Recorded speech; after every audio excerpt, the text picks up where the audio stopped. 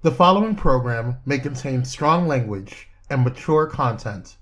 Viewer discretion is advised.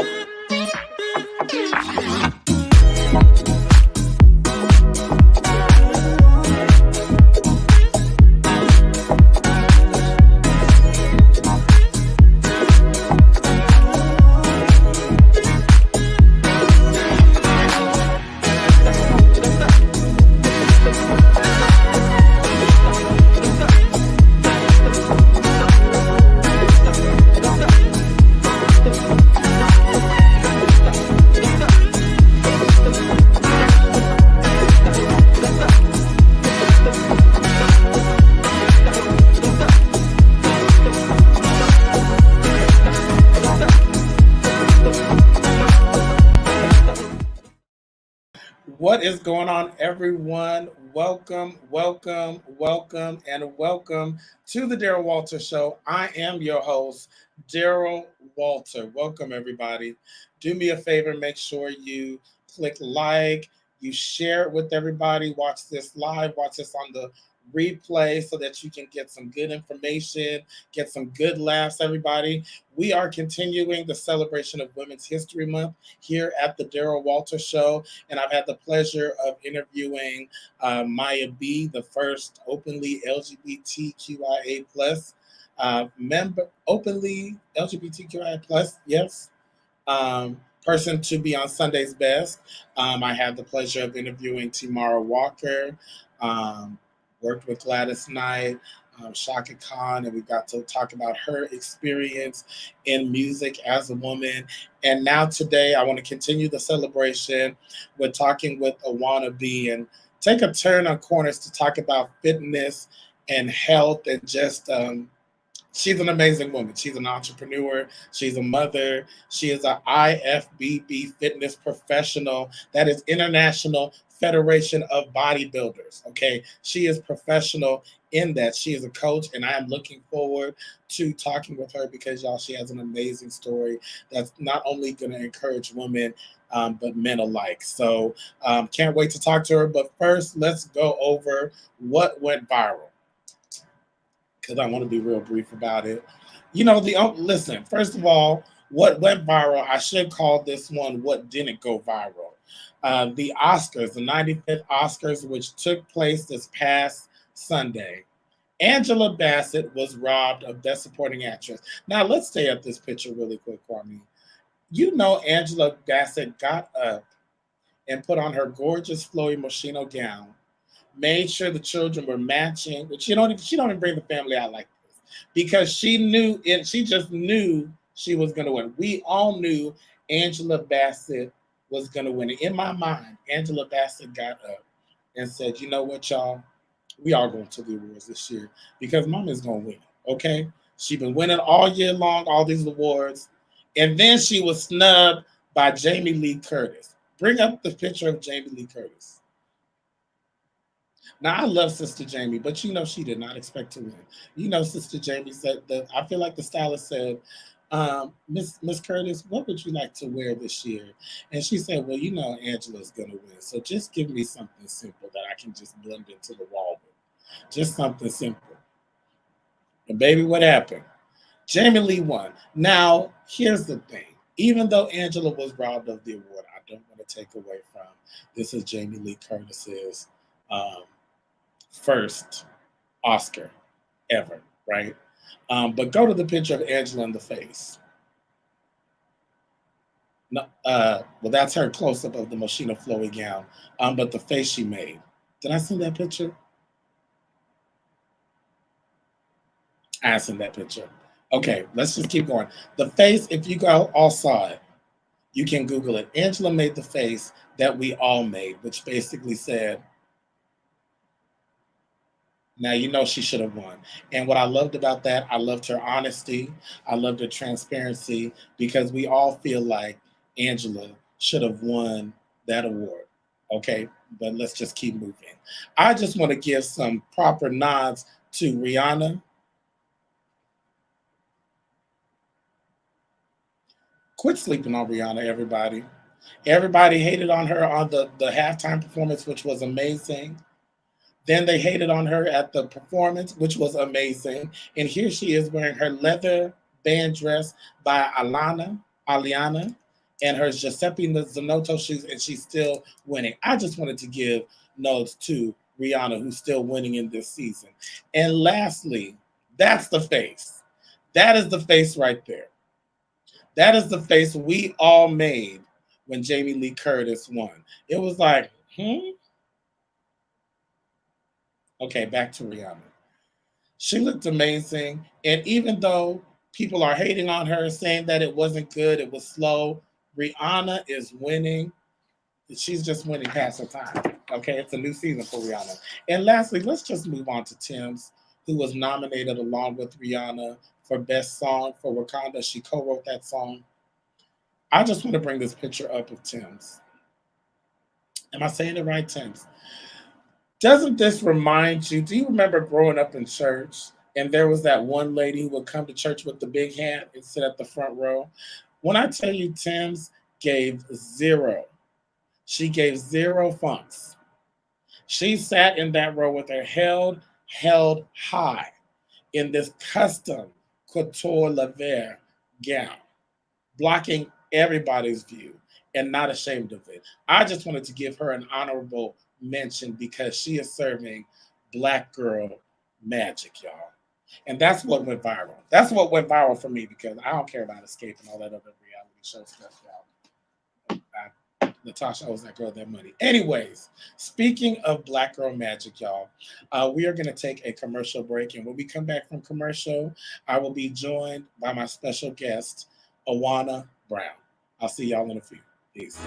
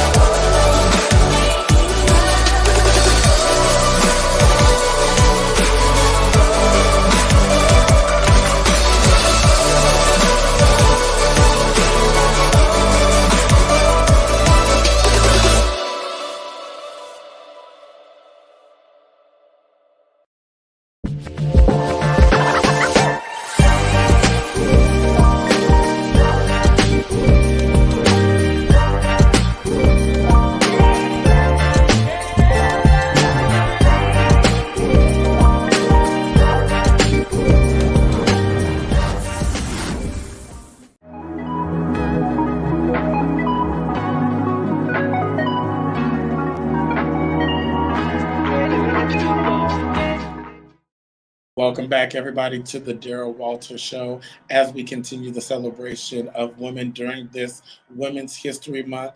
Y'all, I want to welcome to my show. She is a mother. She is an entrepreneur. She is a coach. She is an IFBB fitness professional. Please welcome to my show the incomparable, amazingly talented, and gifted Auwana Brown.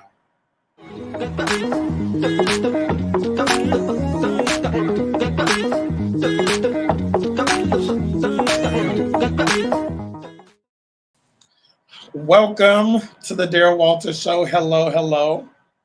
What's up? I love the way you make me sound. It's all truth. It is all facts. And first, I want to start off by just giving you your flowers.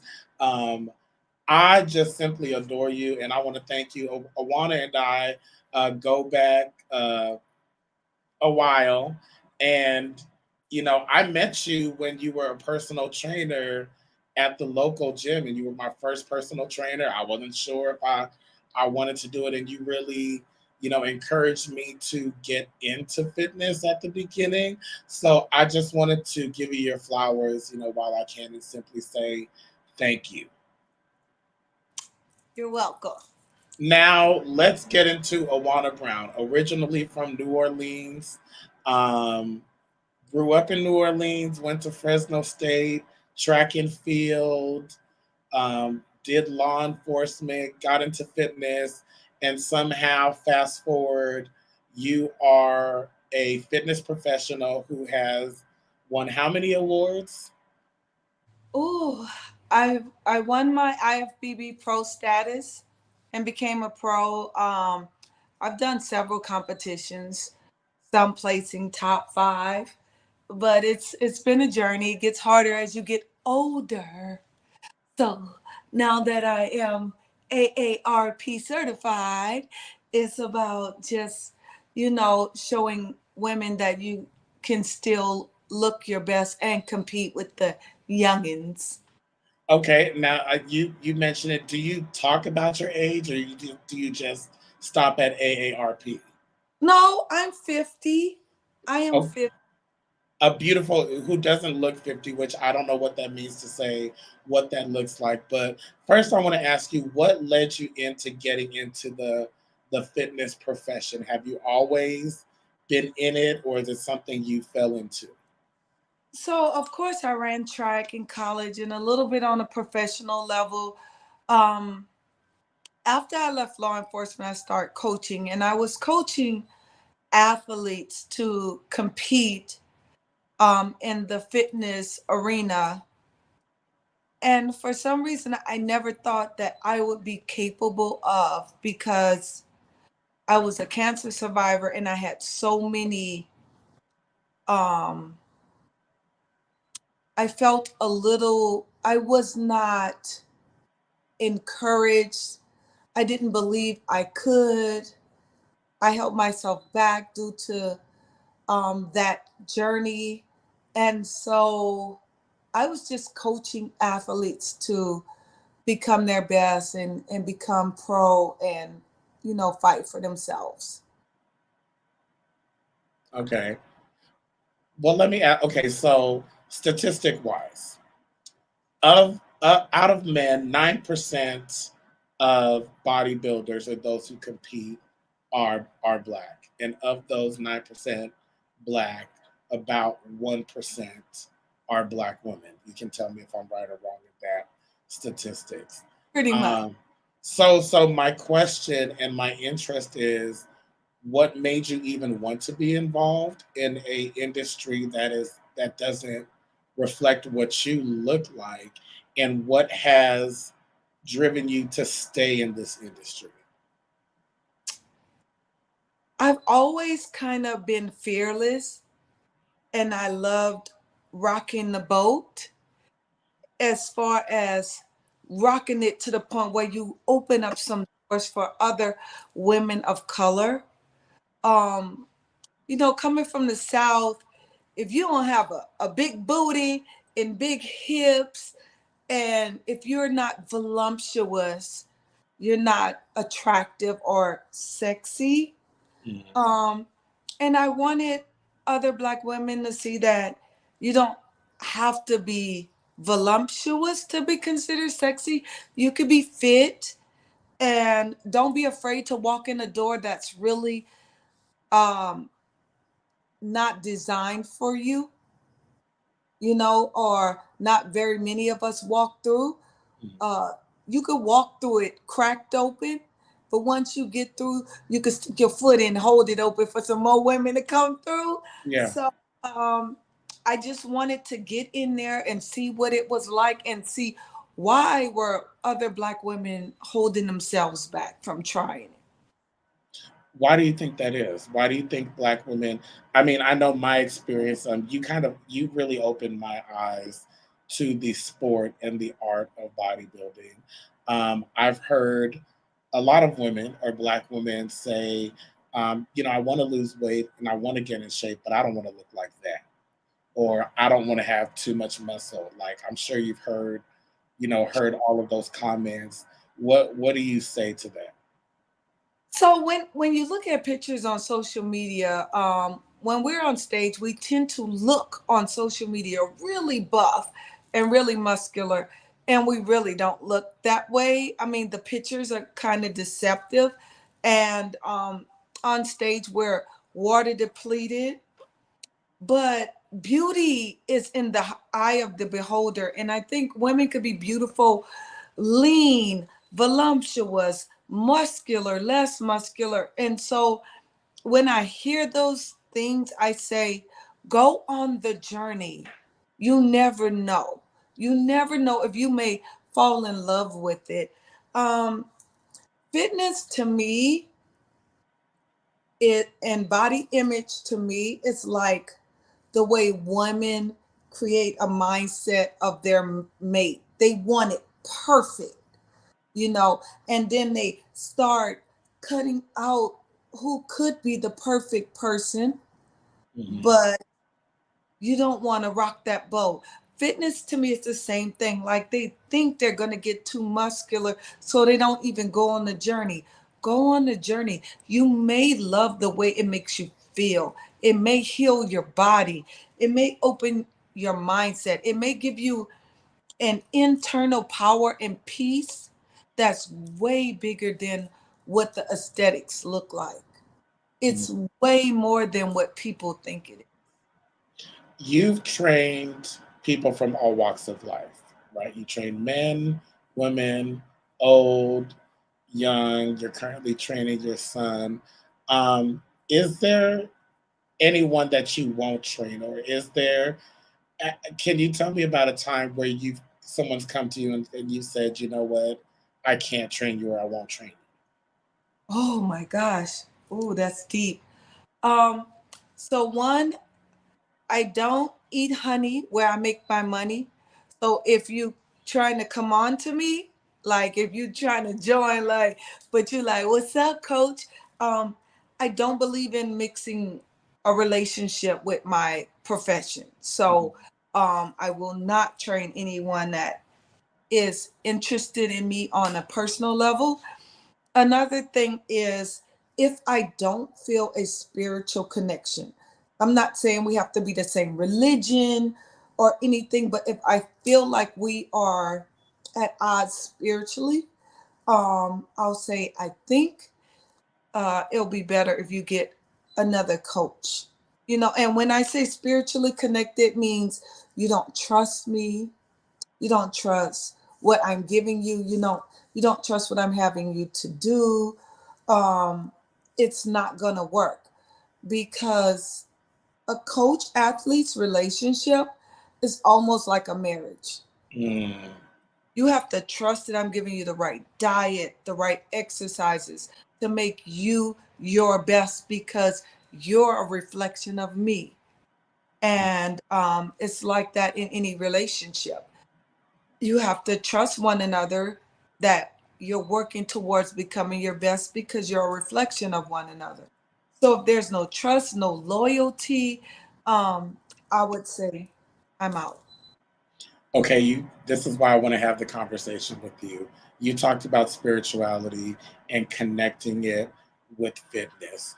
Um, and I do know that you're a spiritual person, you're a person of faith. You definitely keep God first. Um, a lot of people work out and they have the I want to work out and lose weight for my birthday, or I want to fit into this dress. And I don't think a lot of people really think about the spiritual connection to physical fitness. Can you just talk about that? So I think the spiritual connection is when you get so with fitness it's easy to be successful when you're fresh and you're excited and you're motivated. you end up tapping into that spiritual side when the motivation starts to disappear, when your body is aching and you're tired and sore. You have to dig deep. And I think the dig deep is the spiritual journey. When I want to give up, especially when I'm preparing for a competition, when I know all the odds are against me, I say, but God, I will not give up. I will not give up. I talk about that all the time. I will not backtrack. I will not go back on my diet. I'm in it to win it. I'd rather lose than quit. Because Mm. as a loser, I can always come back and win. No Mm. team has won every game. No one in the history of no sports. A loser can come back and win, but a quitter will always be a quitter. And I will not be a quitter. So I tell my athletes, I'd rather be seen licking the crack of a dog's ass before I quit. And as ignorant as they sound, that's what I stand on. And when I feel weak, I tap into a power greater than me to keep me going. I love your analogies, and I love your honest relationship with God. You know what I mean? Do you in let me say it this way, in social media and in society, we see a lot of people leaving church, a lot of people challenging their spirituality. Um, do you find that people are offended by your faith and how you connect with your spirituality and God? Like, you don't mind saying, "I'd rather be, lick a dog's ass than quit." And somebody And might go like, "Hey, wanna like." I always feel like God didn't create us all the same, and we're not created all equal. Even the angels in heaven were not created the same. He had archangels that fought off demons, and he had Angel Gabriel that went and just said, Mary, you're having a baby. So I really don't care what no one else's opinion about my relationship in any relationship. I don't care what they think because it's my relationship. I don't, to me, church is like a hospital. If you go to the hospital because you're sick, you going to see a doctor. And that's all you care about. If every nurse is trash, you don't care. As long as that doctor that's performing that surgery is great, that's all you want to see. When I go to church, I'm going to feel the presence of God. I don't care if everybody in there is trash, the preacher could be trash. My relationship is not with the preacher. I don't care how many wives he has. He gonna deal with his sin just like I deal with my sin. I go there to feel the presence of God. And I think sometimes people misinterpret what the church's purpose is for. I Yeah. go for knowledge and the connection, period. Whether I feel it at church or whether I feel it in the gym or whether I feel it on a phone call with you, I go for the presence that it brings my spirit. So what someone else feels about how God created me to be in my connection, talk to God about it. I will not change 1 ounce of who I am unless it is to change who I am for God and Mm. because of God, but not because of man. I love it. I love it. Here's what I want to do. We're going to take a commercial break. And when we come back, I want to talk about you are a one, two, three, two times, three Mhm. times breast cancer survivor, Absolutely. all while preparing for competition, all while raising kids, all while owning your own gym. Yeah. Okay, y'all. We'll be back We'll talk about it in 2 seconds. Let's go to commercial.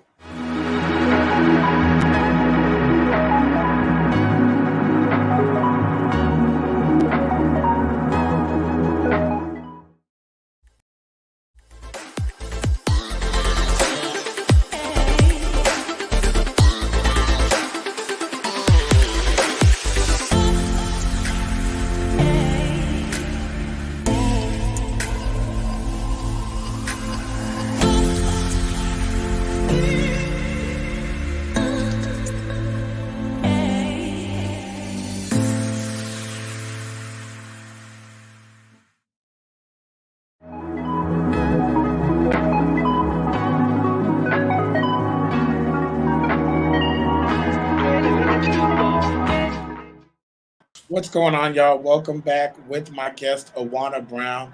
I was just thinking during the commercial break, like, never despise small beginnings. And I was even thinking about Angela Bassett and how she was, quote unquote, snubbed of the award.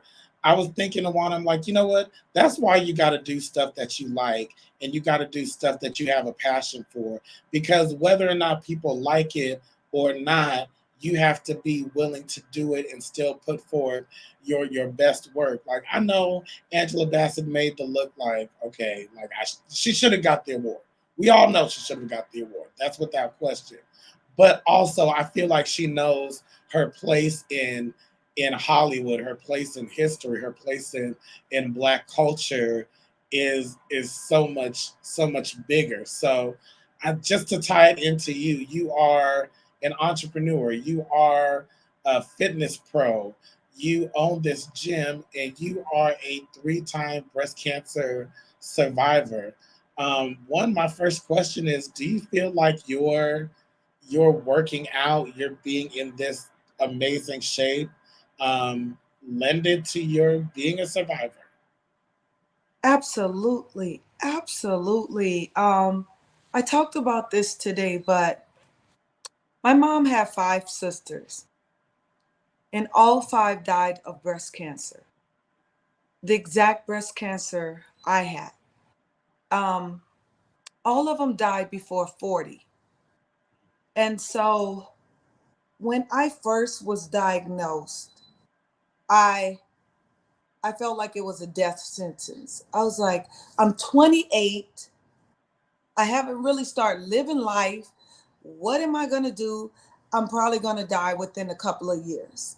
I already kind of gave myself the death penalty. Um, I don't know what it was. I don't know what caused my spirit to shift. But I could remember one day waking up saying, if the devil want this life in this body, he gonna have to fight me for this body because I'm not gonna surrender it. I will not surrender.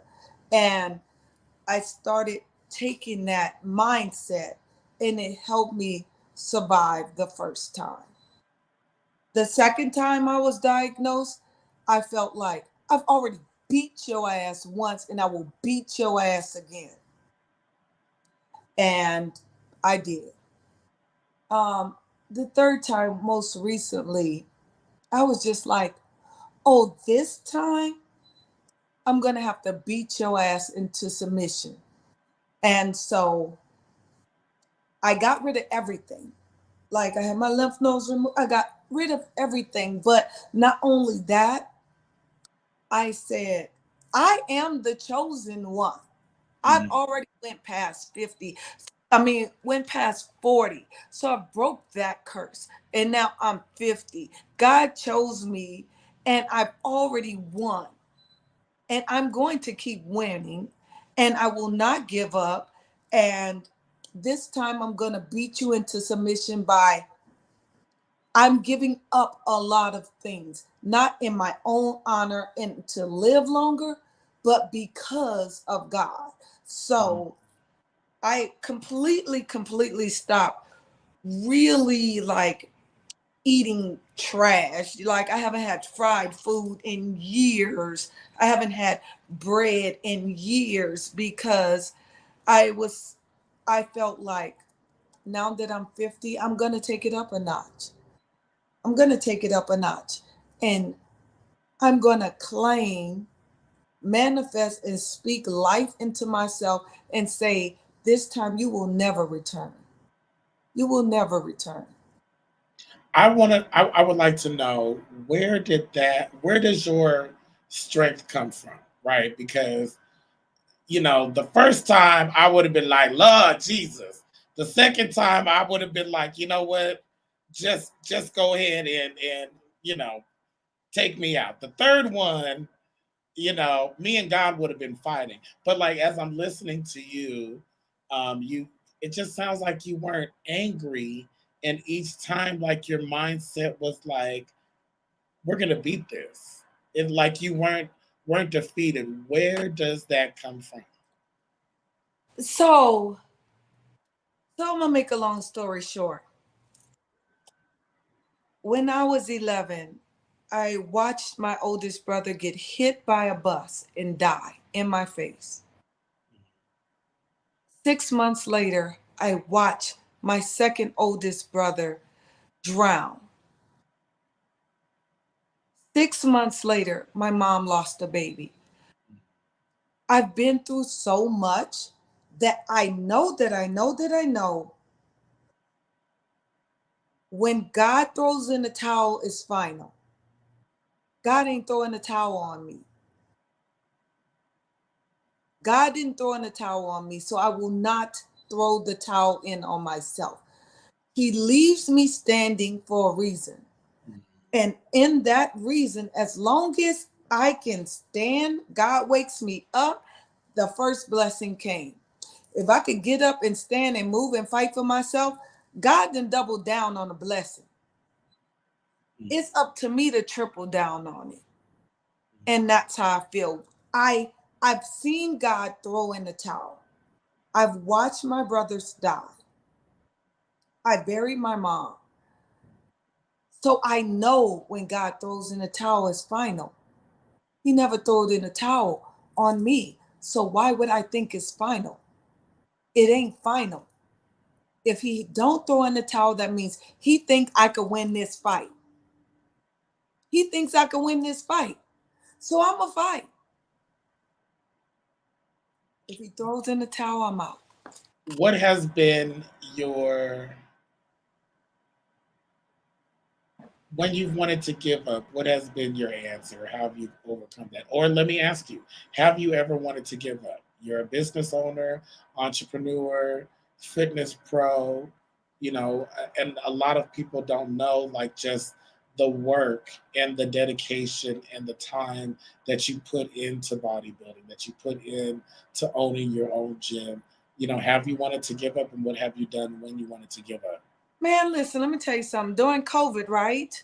Can I say that? But during the pandemic, they shut down my business for 4 months. Zero income, zero, nothing. I tried to file for unemployment, nothing. I tried to get a PPP, nothing. My niece is 18 and do microblading. They gave her 500,000 American dollars. I've been owning my business for 13 years. They gave me nothing, and I have perfect impeccable credit, right? At that moment, I had to go through surgery. I got sick. Um, I the enemy will play on your spirit. And I did go through a phase where I said, why am I fighting? I could just sell this business and go back to New Orleans. And I remember my son saying, Mom, I want to compete. And I was like, I'm supposed to be here. I'm supposed to be here. I'm supposed to bless someone else. I'm supposed to fight. And I promise you that I promise you that I promise you the overwhelming blessing, the surge in my business when we reopened, the way people came back and was like, oh, I got blessed with this. Let me give you this. Let me help you with that. I was like, I cannot get in my own head. God didn't put it in me. I cannot put no negative thoughts, mindset, or quit it. Anytime I just started saying, I know my purpose, I'm here. And I have this saying that I say, that I believe in. God did not throw in the towel. God did not throw in the towel. And if God don't throw in the towel, I'll be damned if I go get it and throw it on myself. Until God throw in the towel, I'm going to fight all the way to the end. I don't care. It's Okay. nothing that would make me give up. Okay. Let me ask you, loyalty or respect? Huh? Loyalty or respect? Which would you rather have? Loyalty. Why? Because that means you're with me because you want to be there. Respect could be taught. Loyalty comes from the soul. Loyalty is what you want to do. Respect is something you're taught to do. Yes, sir. Yes, ma'am. Good morning. Good night. But loyalty is I'm with you, not because you're perfect, but because I love you and I want to be here. Has there been a time you lost loyalty from someone, and what was that like? Um, of course, but in the end, it's like, was it real loyalty? Was it real love? Was it loyalty? Or was it what I thought was loyalty at the time? Was it loyalty or was it convenience? Because sometimes Mm, we have people that are connected to us through convenience, but not true loyalty. okay. Let's go through some questions about health and fitness because I know people want to know about health and fitness. We're still semi at the new year. So, um, people wanting to lose weight, what is the importance of food and what is one thing someone could do right now to make a change in losing weight with food? I would say cut the sugar. Cut the sugar, alcohol, and fried food. If you Okay. cut sugar, get rid of the alcohol and the fried food, you're 90% there. What's more important, cardio or strength training? Strength training, especially if you're over 30. You Why? need you need muscle.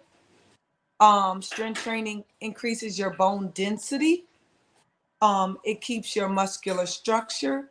And the more muscle you have, the more body fat you will burn. Most important exercise anyone can do. A compound movement, a Okay. push or a squat. Okay. Um, how many times should a person work out a week? Minimum 3 if you want to see results. Okay. Last question. A lot of people are wanting to start working out. They want to lose weight really fast. What do you say to the people who lack motivation? They want to start working out, but they don't know where to start. Love yourself first. Take off all your clothes and look in the mirror, and then speak life into your body. And then get up and move. Get up and move. Just grab some weights. Even if you just swing them around and move your body and squat and do some push ups, get up and move. But take a deep, real look at yourself in the mirror naked and speak to every cell in your body and say, I love you enough to work hard for you, and we're going to change and transform and build our best body. And repeat it every day. Before you get dressed, look at yourself naked and speak life into yourself. And then move. It don't have to be a perfect movement. It don't have to be heavy. It could be push-ups on your knees. It could be push-ups on the wall. It could be one squats until you could build up to 10. Get up and move, and your body will follow your mindset. I just love you and I could listen to you all day because you always just spit so much wealth and knowledge. I just want to know number one, what's next for Auwana? Oh, before we get to that, let's talk about Team Gifted. You Okay. have a team of bodybuilders that you coach and you compete under Auwana's Gifted, correct? Yes. Could you just tell us a little bit more about that? So I have this team, and it's made up of all ages, all backgrounds, all ethnicities. Like we just come together as a family. We support each other. We pray over each other. We speak life into each other. It's not about the trophy, but we focus on the motivation to build our best selves. Um, we win as a group, we lose as a group, but we fight. We some badasses too. Don't get it twisted. We come and we bring heat, we bring the noise, but people are gonna know who we are because we stand tall, we look good. I make sure my girls look good, smell good, feel good, talk good, walk upright, um, love themselves, and trust the process. But more than that, along the journey of getting to the stage, that they understand fitness, what it takes to be fit, and they learn a lifestyle. They learn how to be fit forever. I love that. Thank you for saying that. As we come to a close in the interview, I would like to know what you would say, or what is your advice to the young Black girls and the young Black boys, the social misfits, the outcasts, just those people who are coming up and maybe they feel lost, or they feel like they don't fit in. You know, we're living in a world where there's so many different things going on between the LGBTQIA plus community, people being kicked out, people being ostracized. Um, what would you say to them? I say, one, you have been divinely created the way you're supposed to be. Okay? So accept who you are. And you don't have to change. If you are walking in a goodness, you know, if your mindset is good, don't change who you are. Don't let nobody manipulate you with social media and the filters. Even I use filters, but don't let nobody trick you into thinking that there's somebody perfect out there, or this person looks perfect, or and they're not. I'm not. No one is, period. Create the life that you want. Imagine yourself being the perfect you that you can be, and then live that life. And love your body, love your curves, love your muscles, love your skinny, love your thick, but do it for the right reasons. And it's okay. It's not a contradiction to love God and still be a sinner. It's not a contradiction to be fit but have a drink, even though I don't drink. But it's not a contradiction. Be who you are. Don't worry about somebody cancel culturing you. Okay? If they don't want you, rejection is God's protection. Yeah. Someone, Yes. and don't worry about who may cancel you. They'll be back.